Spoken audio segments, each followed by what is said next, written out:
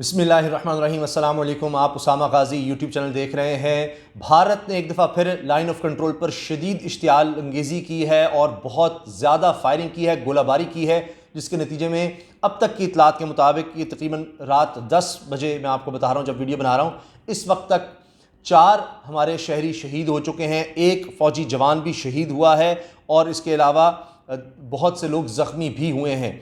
और ISPR इस हवाले से हमें आगाह कर रहा है, लेकिन जवाबी कार्रवाई में भारत का भी बहुत ज़्यादा जानी और माली नुकसान हुआ है और भारत में बताया जा रहा है कि उसके 3 फ़ौजी मारे गए हैं और काफ़ी ज़ख्मी हुए हैं। और लगता ही है कि एक दफ़ा फिर भारत छुपा रहा है अपने नुकसानात को। ISPR की इस बारे में स्टेटमेंट क्या है उस पर भी हम बात करेंगे और नवाज शरीफ क्या कर रहे हैं, किस तरह वो दुश्मन का साथ दे रहे हैं। एक तरफ लाइन ऑफ कंट्रोल पर हम देख रहे हैं कि बहुत लंबे अरसे के बाद, काफ़ी अरसे के बाद इस तरह की झड़प, इस तरह की इश्तियाल अंगेजी हुई है, इस तरह से फायरिंग की गई है भारत की जानिब से। और सिर्फ एक दिन के बाद, एक दिन के वक्फे से गिलगित बल्तिस्तान में इलेक्शन होने जा रहे हैं और भारत ने वही किया जिसका खतरा था, खदशा था। अब ये हालात बड़ी तेज़ी से मज़ीद बिगड़ सकते हैं, जंग की तरफ हालात जा सकते हैं, इसका बहुत ज़्यादा खतरा है। सुबह 10:30 बजे वज़ीर ख़ारजा शाह महमूद कुरैशी और DG ISPR बाबर इफ्तिखार साहब एक प्रेस कॉन्फ्रेंस करने वाले हैं, जिसमें तमाम सबूत वो दुनिया के सामने रखेंगे, किस तरह से बैनुल-अक़वामी क़वानीन की खिलाफ वर्जी की है भारत ने और किस तरह से शहरी आबादी को निशाना बनाया है। कुछ तस्वीर मेरे पास है, मैं आपको दिखाऊंगा। दिल खराश ये मनाजिर हैं, किस तरह इतने ज़्यादा इलाकों को एक ही वक्त में भारत ने निशाना बनाया है और शहरी आबादी को निशाना बनाया है, जिसका भरपूर जवाब दिया गया है। भारतीय चौकियाँ, फौजी चौकियाँ तबाह कर दी गई हैं और भारी नुकसान भारत को पहुँचाया गया है। इसके बारे में बात करेंगे, लेकिन दुख और अफसोस इस बात का है कि यहाँ मुल्क के अंदर भी यहाँ पर तकरीरें हो रही हैं। स्वात में नवाज शरीफ ने जो तकरीर की, एक दफ़ा फिर आर्मी चीफ को, फ़ौज को, DG ISI को निशाना बनाया और अजीब व गरीब बातें की कि जी मैं किससे सवाल करूं, जो कुछ मुल्क में हो रहा है ख़राबी है, इसका ज़िम्मेदार भी उन्होंने आर्मी चीफ और DG ISI को, फ़ौज को ठहराने की कोशिश की। और एक दफ़ा फिर उन्होंने फ़ौज के अंदर बगावत फैलाने की कोशिश की कि इन अफसरान को टारगेट करके, और कहा कि जी मैं फ़ौज को तो टारगेट ही नहीं कर रहा। तो वहाँ LOC पर भारत फायरिंग कर रहा है और यहाँ आप देखिए कि हमले कर रहे हैं नवाज शरीफ इस तरह तकरीरों से। तो उनकी तकरीर दिखाई गई यहाँ स्वात में और एक लफ्ज़, एक जुमला, एक लफ्ज़, एक हरफ नहीं उन्होंने बोला भारत के ख़िलाफ़। आप इससे अंदाज़ा लगा लें, और अगर बोला तो पाकिस्तानी फ़ौज के ख़िलाफ़ बोला, भारत की फ़ौज के ख़िलाफ़, नरेंद्र मोदी के ख़िलाफ़, भारत के ख़िलाफ़ कोई एक लफ्ज़ नहीं बोला उन्होंने। तो ये किस तरफ हालात जा रहे हैं। और मुआविन ख़ुसूसी वज़ीर आला उस्मान बुज़दार की डॉक्टर फ़िरदौस आशिक़ अवान साहिबा आज हमारे प्रोग्राम में थी। उन्होंने बताया है कि मरियम नवाज़ और बिलावल के दरमियान जो मुलाकात हुई, उसमें मरियम ने क्या कहा, क्या साजिश वो चाह रही हैं हो, ये इलेक्शन को किस तरह गिलगित बल्तिस्तान के सबुटाज किया जाए और फिर चीन को किस तरह से इन्वॉल्व किया जाए, कैसे हालात ख़राब कर दिए जाएँ कि इलेक्शन से हम बायकॉट कर दें, इलेक्शन से बाहर आ जाएँ, कहीं जी धांधली है। और उसके बाद CPAC की जो सड़कें जा रही हैं, क्योंकि अहम तरीन हिस्सा ये है गिलगित बल्तिस्तान, यहाँ से फिर चीन को जा रही हैं सड़कें, CPAC वहाँ जाकर जुड़ता है, तो उन सड़कों को ब्लॉक कर दिया जाए, हंगामा राई कराया जाए, इश्तियाल अंगेज़ी फैलाई जाए, ताकि चीन इन सारे मामलों में इन्वॉल्व हो जाए कि क्या हो रहा है, CPAC को नुकसान पहुँचाया जा रहा है। तो एक वो भी स्टेक होल्डर बन जाए, बीच में आ जाए और उसके ज़रिए फिर हम कोई अपना बीच बचाव करवा सकें। ये भी डॉक्टर फ़िरदौस आशिक़ अवान साहिबा ने हमारे प्रोग्राम में बात कही है। तो अभी जो DG ISPR की तरफ से जो स्टेटमेंट आई है वो ये है कि भारतीय फ़ौज ने हुर्रियत पसंदों के साथ झड़प में जानी नुकसान की हज़ीमत मिटाने के लिए, जो नुकसान उसको वहाँ पर हुआ, जो वहाँ पर मुजाहिदीन लड़ रहे हैं उनसे, उसने ये किया कि लाइन ऑफ कंट्रोल पर मुतअद्दिद सेक्टर्स पर बिला इश्तियाल फायरिंग और गोलाबारी की है, जिससे 4 शहरी और पाक फ़ौज का एक जवान शहीद हो गया है।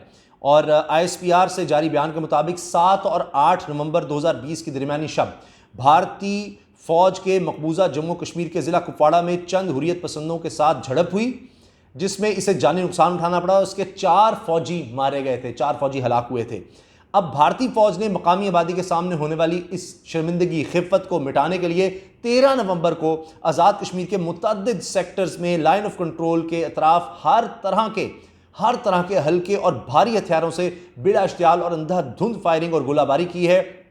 भारतीय फ़ौज ने वादी नीलम, निक्रोन, कील, शारदा, धुदन्याल, शाकोट, जोड़ा, नौसरी सेक्टर्स, वादी लीपा के सेक्टर सुने, दाना, मंदिल और क्यानी सेक्टर्स, वादी जेहलम, छम और पांडू सेक्टर्स, और वादी बाग, परकांथी, सांख, हाजी पीर, बिदोरी और किलर सेक्टर्स को निशाना बनाया। आप अंदाज़ा लगाएं कितनी जगहों पर एक साथ भारत की तरफ से गोलाबारी की गई है, फायरिंग की गई है, और इसमें बहुत हमारे सिविलियन ज़ख्मी हुए हैं। अब ISPR की तरफ से कहा गया कि इस बिला इश्तियाल फायरिंग गोलाबारी में भारतीय फ़ौज ने खुद को पाक फ़ौज की पोस्टों तक महदूद नहीं रखा और तमाम बैनुल-अक़वामी ज़िम्मेदारी और इंसानी हुकूक को बालाए ताक रखते हुए शहरी आबादी को भी निशाना बनाया। भारतीय फ़ौज की इस इश्तियाल अंगेज़ी से 4 अफराद शहीद और 12 ज़ख्मी हुए हैं। पाक फ़ौज की जानिब से भी भारतीय इश्तियाल अंगेज़ी का भरपूर जवाब दिया गया और मासूम शहरियों को हदफ बनाने वाली भारतीय पोस्टों और को मौसर अंदाज में निशाना बनाया गया, जिससे भारतीय फ़ौज को भारी जानी और माली नुकसान हुआ, जिसका भारतीय मीडिया ने भी इतराफ़ किया है। भारतीय मीडिया अब तक की इत्तलात जो हैं वो कह रहे हैं कि 3 उनके भारतीय फौजी हैं जहन्नुम वासिल हुए हैं और उसके अलावा कई ज़ख्मी हैं, लेकिन भारतीय मीडिया हमेशा अपना नुकसान छुपाता है, कम बताता है।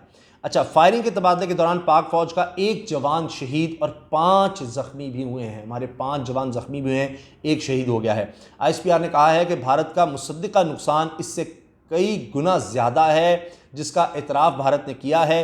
फायरिंग के तबादले में पाक फ़ौज का 1 जवान शहीद और 5 ज़ख्मी हुए।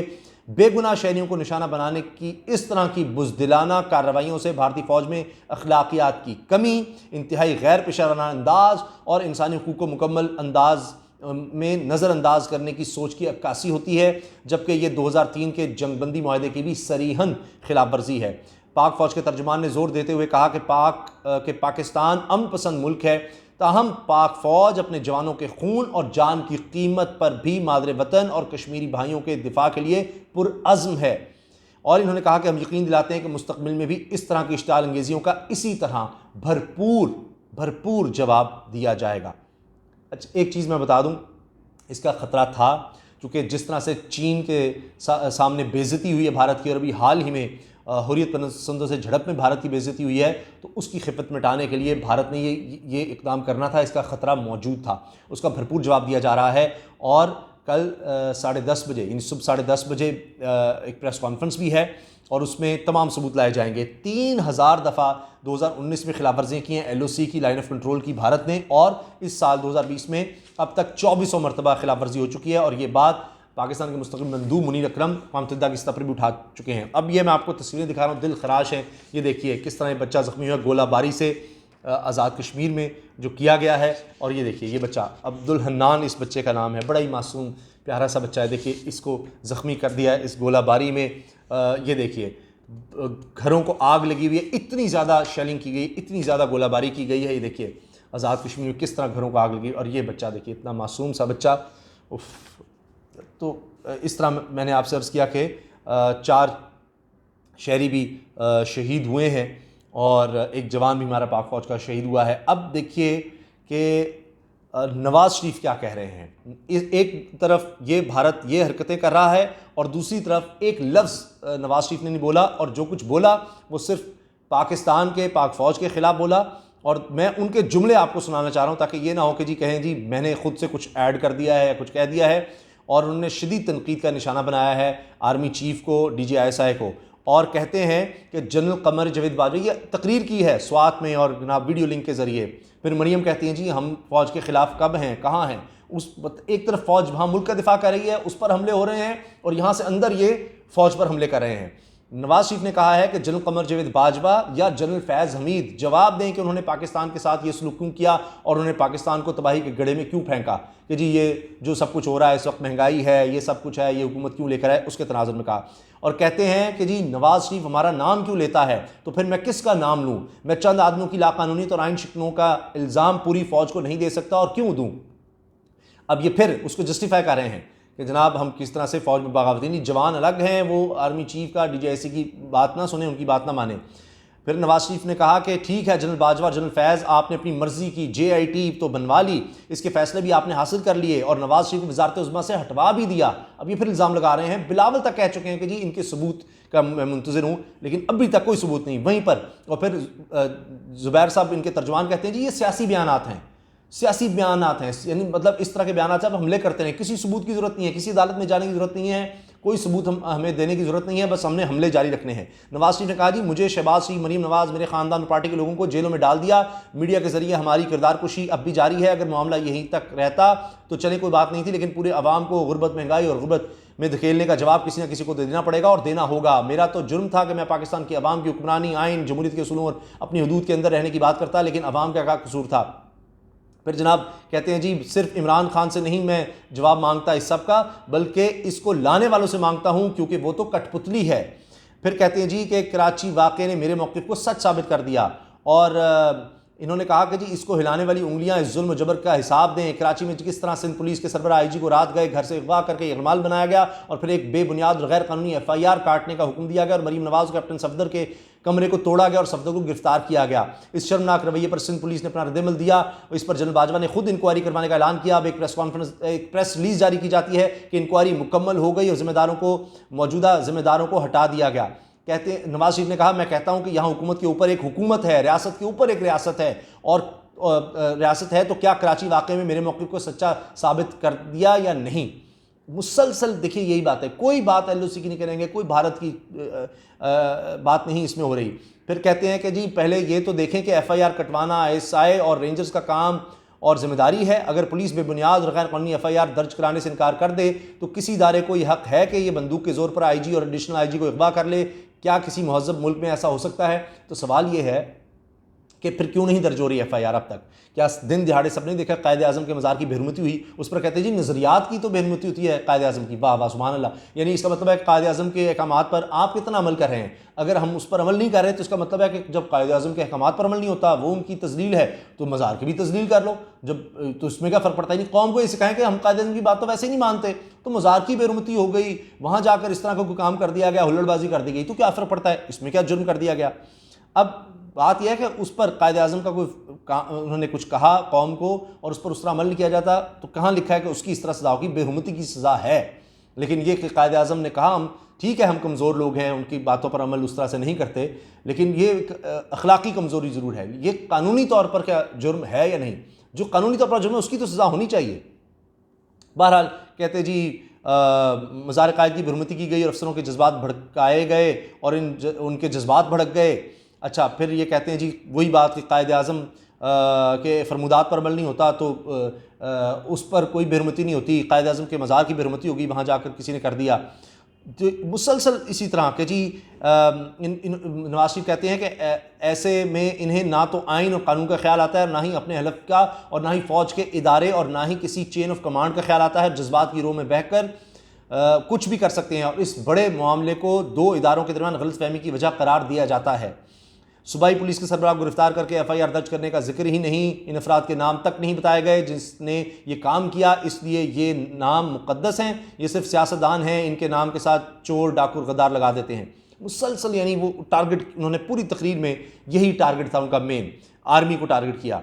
और फिर कहते हैं कि जी नवाज शरीफ ने फिर प्रेस रिलीज जो आई उसके खिलाफ भी उन्होंने बोले और कहा, जी मैं इसको मुस्तरद करता हूँ, ये इंक्वायरी रिपोर्ट नहीं है बल्कि एक मन घड़त अफसाना है जिसमें किसी सवाल का जवाब देने की बजाय बेशुमार नए सवाल उठा दिए गए हैं। इस वारदात का हुक्म देने वाले असल किरदारों पर पर्दा डालकर आला कार बनने वालों को कुर्बानी का बकरा बना दिया गया, जिसने बेहद नुकसान पहुँचाया है। तो फिर कहते हैं इसी को रियासत के ऊपर रियासत कहते हैं, इसी को हुकूमत के ऊपर हुकूमत कहते हैं। यही चीज़ें मेरे और आपके पाकिस्तान को आगे बढ़ने नहीं दे रही और पीछे धकेल रही हैं। आप देखें किस तरह से वो लोगों के जज्बात को उभारने की कोशिश कर रहे हैं, भड़काने की कोशिश कर रहे हैं, और किस तरह से इदारों के ख़िलाफ़ लोगों को करने की कोशिश कर रहे हैं और इस तरह से मुल्क को नुकसान पहुँचाने की कोशिश कर रहे हैं। तो ये बड़ी ख़तरनाक गेम है। मुल्क के अंदर जिस तरह से ये करने की कोशिश हो रही है, और इसी को हाइब्रिड वॉर करते हैं कि मुल्क के अंदर इस तरह से लोगों को भड़काओ और दूसरी तरफ लाइन ऑफ कंट्रोल पर वहाँ से भी इस तरह से प्रेशर डालो, तो ख़तरात बहुत ज़्यादा हैं। और जो सबूत जिस तरह मैंने आपको दिखाए हैं, ये सारे पाक फ़ौज के पास हैं और वो पूरी दुनिया को दिखाए जाएंगे कि भारत किस तरह से इश्तियाल अंगेज़ी कर रहा है। लेकिन वहाँ के दुश्मन का जो मुकाबला किया जा रहा है, तो यहाँ जो कुछ कहा जा रहा है, जो हमले हो रहे हैं, उस पर भी सोचना चाहिए और हमें होश के नाखून लेने चाहिए। अल्लाह हाफ़िज़। पाकिस्तान जिंदाबाद।